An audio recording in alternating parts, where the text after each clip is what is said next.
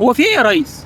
نداء للرئيس عبد الفتاح السيسي من اول ما ابتدوا ملء السد في يوليو 2020 واحنا بنفاوض، بس ليه ما ضربناش؟ عمالين يقولوا هنملى السد في 3 سنين في 3 سنين، واحنا نقول طب نملاهم في 5 ونتفاوض وبتاع. لا ثواني بس، انت متعصب ليه؟ عشان من ساعه ما ابتدوا يملوا السد واحنا عمالين نعمل مفيد توشكا ونعمل بحيرات في الصحراء. انا مش عارف كل ده لازمته ايه. ايوه، من يوليو 2020 لحد النهارده قد ايه؟ من يوليو 2020 لحد دلوقتي 5 سنين. انت قصدك من غير حرب ومن غير سلاح برضو الملء تم في 5 سنين. حصل اللي مصر عايزاه. مصر عطشت؟ ابدا. النيل قل؟ ما شاء الله.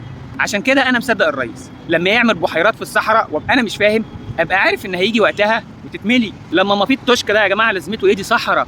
اجي دلوقتي الاقيه مليان ميه، يبقى هو كان صح.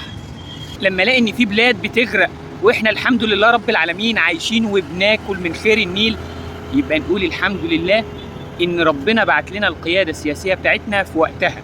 انا مش ضد ان انت تبقى معارض او ليك راي تاني، بس لما تلاقي حاجه صح قول تحيا مصر.